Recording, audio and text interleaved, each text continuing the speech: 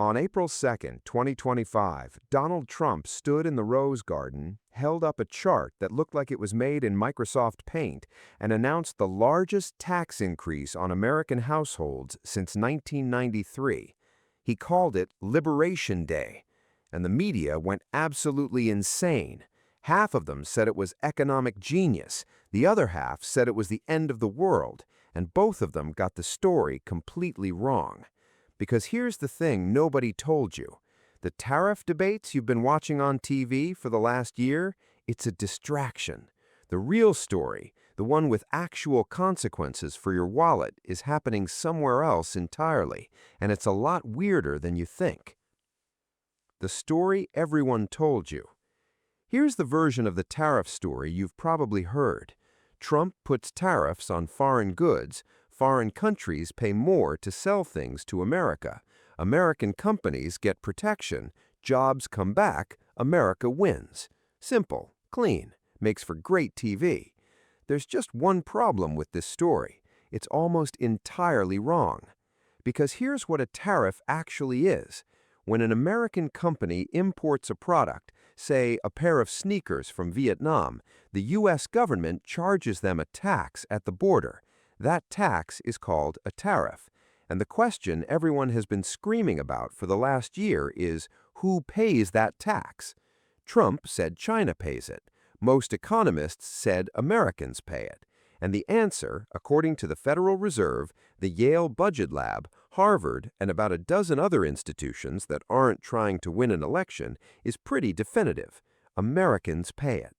Nearly 90% of tariff costs have been passed directly onto U.S. consumers and businesses. Not China, not Vietnam, not Mexico, you. But that's actually not even the most interesting part of this story. But wait, if Americans are paying, why hasn't inflation exploded? So if Americans are paying nearly all of this, why haven't prices gone completely off the rails? Why isn't everyone freaking out? The answer is one of the sneakiest things I've ever seen in economics, and it explains everything. The 7-month delay nobody talked about. Here's what the mainstream media completely missed. Tariffs don't hit prices immediately. There's a lag, and according to Federal Reserve research, that lag is exactly 7 months. Here's how it works.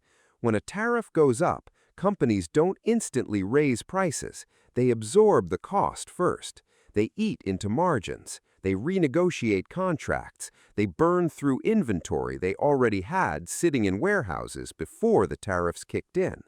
But 7 months later, the buffer is gone. And for every extra dollar companies pay to import a good, they charge you exactly $1 more.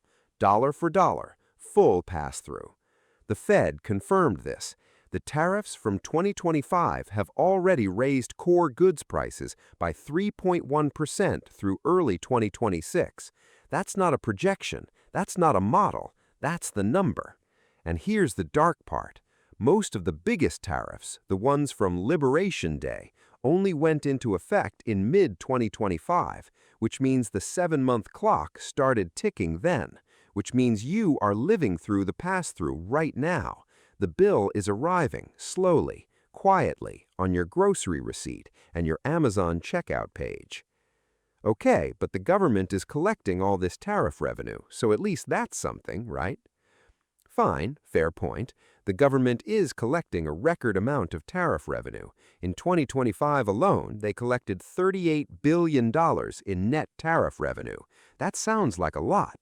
But here's where it gets really interesting. The biggest bait and switch in modern history. The whole argument for tariffs, the one that made it politically sellable, was this: we'll replace income taxes with tariff revenue. Americans won't need to pay income taxes anymore because foreigners will fund the government. It was the greatest pitch in modern political history. And the math doesn't work at all. The U.S. government collects roughly $2.5 trillion in income taxes a year. The entire tariff regime, even at its most aggressive, is projected to raise about $100 to $200 billion a year. That's less than 10% of what income taxes bring in. You can't replace one with the other. It's like saying you're going to pay your mortgage by selling lemonade. So the tariff revenue isn't replacing your income taxes, but the tariff cost is showing up in your prices, which means you are paying twice, once at the store and still once on your tax return. But it gets worse, because this isn't hitting everyone equally. The Yale Budget Lab ran the numbers, and what they found is that tariffs are what economists call regressive, meaning the less money you make, the harder they hit you as a percentage of your income. In 2026, the poorest 20% of American households are paying about 4 times more in tariff costs as a share of their income than the top 1%. 4 times. Here's why. Rich people spend most of their money on services, haircuts, lawyers, financial advisors. Services aren't tariffed. Poor and middle-class families spend most of their money on goods, food, clothing, electronics, appliances. Every single one of those categories is affected by tariffs. So the people who can least afford it are paying the most. And the top 1%? They're largely insulated because their spending is mostly on things tariffs don't touch. The Tax Foundation put a number on it. The average American household is paying $1,500 more in 2026 because of tariffs. That's not a small number. That's a car payment. That's 3 months of groceries. That's real money disappearing from real people's lives. But surely the jobs coming back make up for this, right? That was the whole point. This is the part of the tariff story I actually feel bad telling people, because the jobs argument sounds so logical. Protect American industry, bring manufacturing home, put people to work. It makes complete sense until you look at what actually happened the last time we tried this. The steel tariff lesson nobody learned. Let's go back to 2018, Trump's first term. He puts a 25% tariff on imported steel to protect American steel workers. And it worked for the steel workers. Steel-producing jobs went up. American steel companies loved it. Politicians took credit. But here's what nobody mentioned. For every 1 job in steel production, there are roughly 80 jobs in steel-consuming industries. Cars, appliances, construction, manufacturing. When the cost of steel goes up, those 80 industries pay more to make their products. Some raise prices, some cut jobs, some move production overseas to avoid the higher material costs entirely. A study by economists at Columbia, Princeton, and the Federal Reserve found that the 2018 steel tariffs created about 1,000 new steel jobs and destroyed roughly 75,000 jobs in steel-consuming industries. That's not a trade-off, that's a massacre. And the same logic applies to every tariff. You protect one industry by taxing every industry that makes what it makes. The math never adds up. It just gets hidden in the accounting. What you end up with is a system where a few thousand workers in protected industries get a visible, photographable win, and millions of consumers and workers in downstream industries absorb invisible, spreadsheet-sized losses that never make the news. It's the greatest magic trick in economic policy. Look at what the tariff gives with one hand, don't look at what it takes with the other. The part nobody is talking about. Here's where it gets genuinely alarming.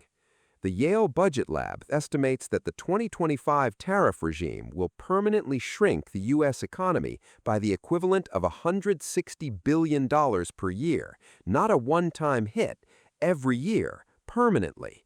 Because tariffs don't just raise prices today, they reroute supply chains. Companies that spent decades building efficient manufacturing networks start making different decisions. They move operations, they source differently. And once those supply chains shift, they don't just shift back when the tariffs go away. And here's the thing about the Supreme Court ruling in February 2026 that struck down the most sweeping tariffs.